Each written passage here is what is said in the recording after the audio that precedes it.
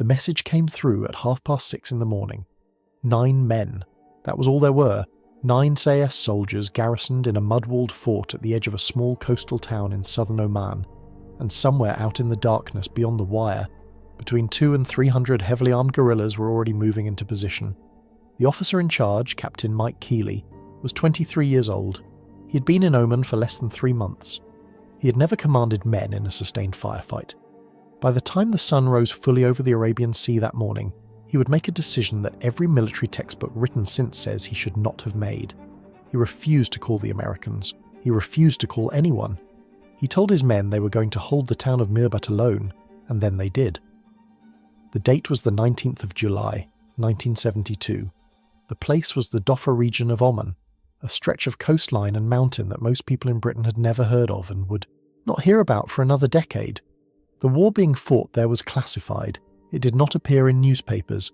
It was not debated in Parliament. As far as the British public was concerned, it was not happening. But it was happening. It had been happening since 1965, when a Soviet and Chinese-backed insurgency called the Popular Front for the Liberation of the Occupied Arabian Gulf, the PFL-OAG, began a campaign to overthrow the Sultan of Oman and turn the country into a Marxist state. If they succeeded, the Strait of Hormuz, through which a significant proportion of the world's oil supply passed, would fall under hostile control. The strategic consequences were not difficult to calculate. Britain could not allow it, and so, quietly and without announcement, the SAS had been sent to stop it. By 1972, the regiment had been fighting in Dhofar for 4 years. The tactics they had developed were unlike anything being practiced by any other military force in the world at the time. Rather than conducting conventional operations against the guerrillas, the SAS had embedded themselves in remote outposts called Firkat positions across the Jebel Dhofar. They lived with locally recruited Omani irregulars. They trained them, fought alongside them, won their trust. They understood the terrain with the intimacy of men who had walked every metre of it on foot, in temperatures exceeding 45 degrees. They spoke Arabic. They knew the villages and the tribal allegiances and the routes through the mountains that no map recorded. 9 of them were stationed at Mirbat. The garrison at Mirbat in July 1972 consisted of Captain Kealy and 8 other men from B Squadron, 22 SAS. With them were approximately 30 Dhofari gendarmerie, a small group of Omani Firkat irregulars, and a lone Omani artillery gunner. Their weapons included a single Second World War-era 25-pounder field gun positioned in a small pit 80 metres outside the main fort, a Browning heavy machine gun, mounted on the fort's roof, and whatever personal weapons each man carried. They had no armoured vehicles. They had no artillery support within range. The nearest SAS reinforcements were at a base called Al Gwarif, approximately 30 miles away. The weather that morning was unusual for July.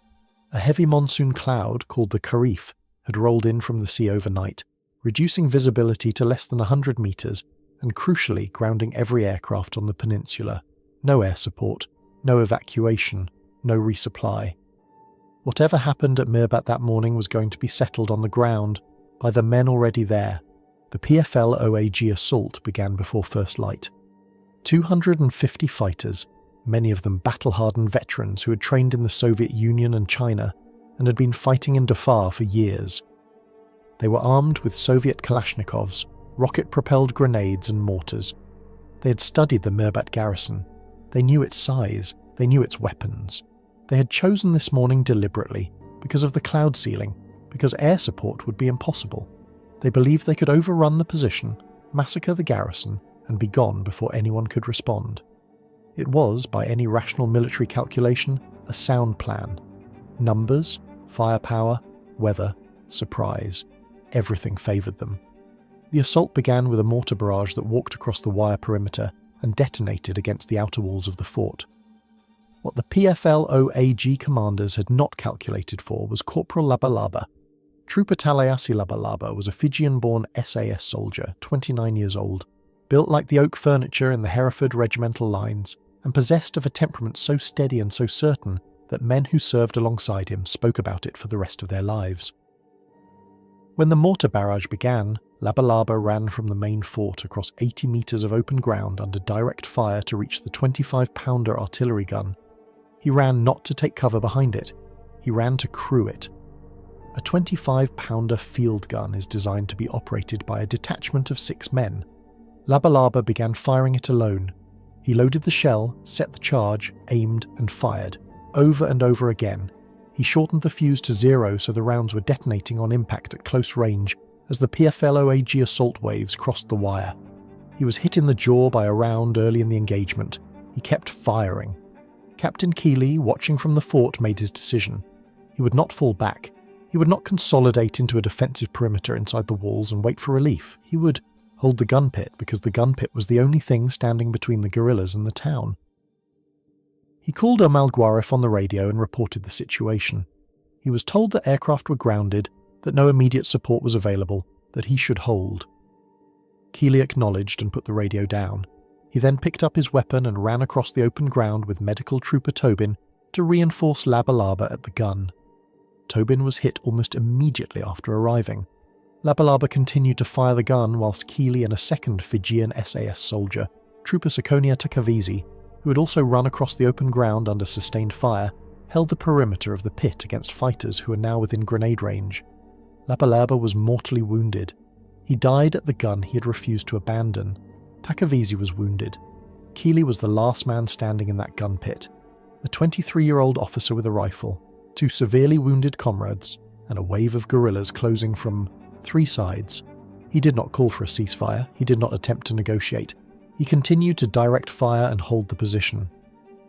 The Kharif broke at mid-morning, just enough. A small gap in the cloud ceiling, no more than a few hundred meters of a marginal visibility, opened briefly over Mirbat. The SAS at Guarif had already loaded onto helicopters and launched the moment conditions were judged borderline survivable. 12 men from G Squadron arrived in a single wave and assaulted directly into the gun battle. The PFLOAG fighters, who had been on the verge of overrunning the position, found the momentum reversed in minutes. By noon, the assault had collapsed. The guerrillas withdrew, leaving 38 of their dead behind the wire. More died during their retreat across the Jebel. The garrison had held. 2 SAS soldiers died that morning. Labalaba and a second trooper, Tommy Tobin, who succumbed to his wounds. Several more were wounded. The town of Mirbat was intact. The assault that had been designed to prove the PFLOAG could destroy a British position and shatter confidence in the Omani government's ability to defend its people had failed. Failed not because of superior numbers on the defending side, not because of air power, which arrived too late to matter, not because of some technological advantage. It failed because 9 men decided they were not going to move, and then they didn't move. Here is what tends to get lost in the telling of Mirbat: the decision not to call for immediate withdrawal, not to consolidate and wait, not to request American or other Allied intervention that might theoretically have been available through regional arrangements, was a choice. Kealy made it consciously, in full knowledge of the odds. The calculus was not complicated, but it required a particular kind of clarity to execute under mortar fire.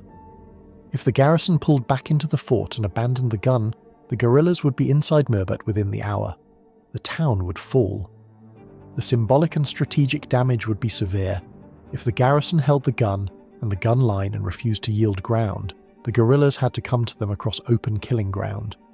Retreat felt like survival. Holding was survival. The 2 things looked identical on a map and opposite on the ground, and Kealy understood the difference at 23 years old under fire. This is the thing about the SAS that outsiders consistently underestimate and that Mirbat demonstrated with absolute finality. The regiment does not produce soldiers who wait for permission. It produces soldiers who make decisions.